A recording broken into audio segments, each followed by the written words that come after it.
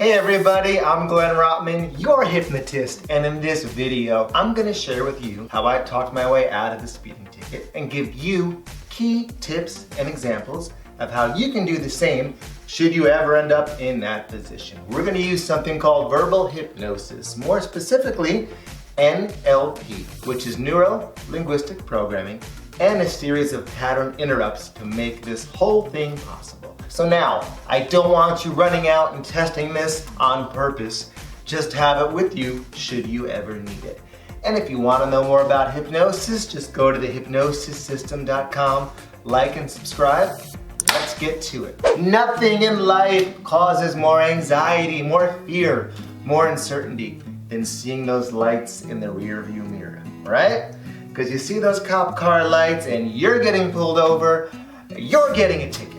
Well, at least that's what you used to believe until you watched this video. So what do? To do this process right, you have to be in the right frame of mind. So if you believe all cops are bad and they're out to get you, you're gonna lose before you even start. It's gonna affect your way to communicate. The truth of the matter is 99% of all officers are there to protect and serve.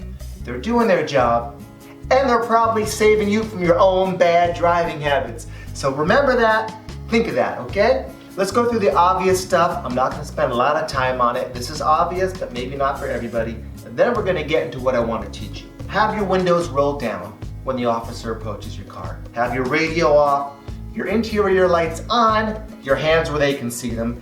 Always announce your intentions. If you're gonna go in your glove box to get your registration, you say, "Officer, I'm gonna go in my glove box now and get my registration." Or, "I'm gonna reach in my pocket, get my wallet to give you my license." It puts them at ease. Just do it. Now let's get into the serious stuff. Officers are trained a very specific way. They have a pattern of how they do things, okay?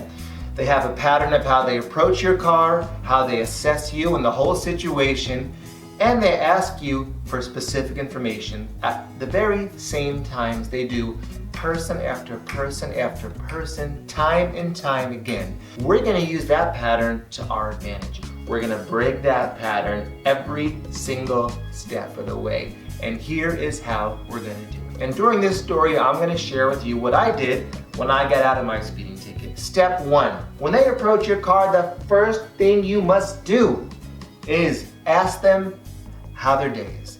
I said, "Hi officer, how's your shift going this morning?" He looked at me like I was nuts and he goes, "My shift is going just fine." And that's okay. That's actually a good thing that he got upset because I'm breaking his pattern already of what he's used to. They're not used to being asked a nice question when they approach somebody's car. So that's what you gotta do. How's your evening going? How's your shift going? How's your morning going? Trust me, that's the first step on this path. It's super important.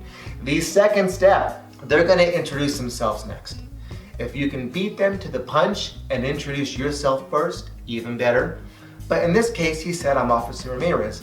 I said, "Good morning, Officer Ramirez. It's nice to meet you. My name is Glenn." He's used to, or she's used to, any officer is used to learning your name when they get your license to write you a ticket. They're not used to learning your name right away, because instantly when you do that, you are now a person. You're not just somebody they pulled over, another random number. So we're asking them how their day is, showing them respect.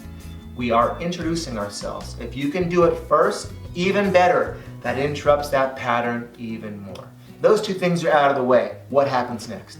Well, the officer said to me, "Do you know why I pulled you over?" They usually ask a question similar to that. Write this down, practice this line.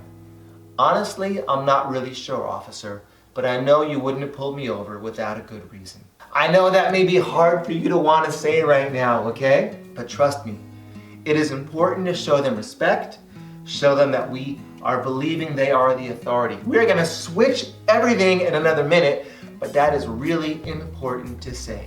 And then he's gonna elaborate on what you did. The key point now is when he tells me what I did wrong, I'm not gonna defend myself. I'm not going to explain myself.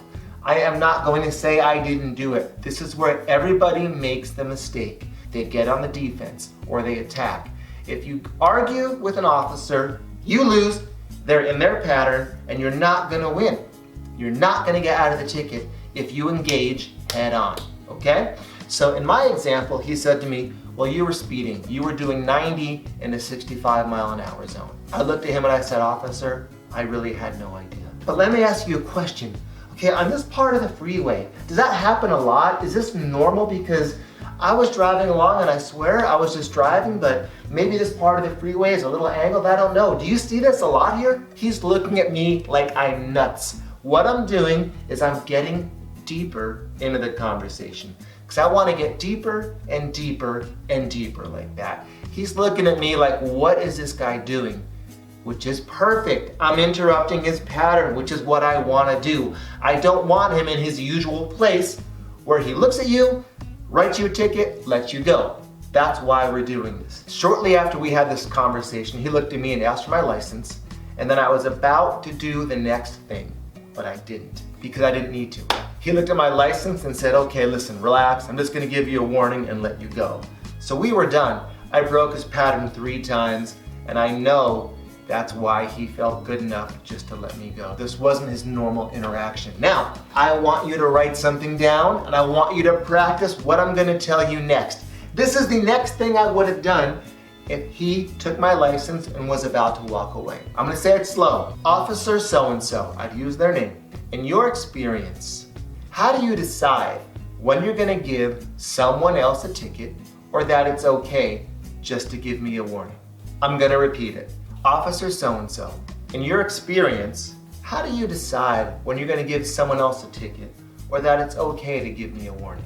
Now there is so much language packed into that phrase, but you need to say it fast. I'm only saying it slow to you so you can hear it. Here's the pace I would have said it at, or here's the pace I will say it at if I ever have to. Again, his name was Officer Ramirez. Officer Ramirez, in your experience, how do you decide when you're going to give someone else a ticket or that it's okay just to give me a warning? Really fast like that. And almost throwing away those words. Now there's going to be noise outside because you're usually pulled over on the side of the road, and that's a good thing. You don't want him to focus on what you just said. You want it to go in and you want it to take root. That's part of the pattern interrupt. Got it? One other thing you can do I want to give you. If you were using your cell phone and you're on your phone and he calls you out for being on your phone, don't defend it. Don't say, no, I wasn't. You agree and you make up a juicy story. I know this is going to sound awful. I know it is, but trust me, if you can give them a juicy story that they can take at the end of their shift and share with the other officers, you're going to win. So, what could you do?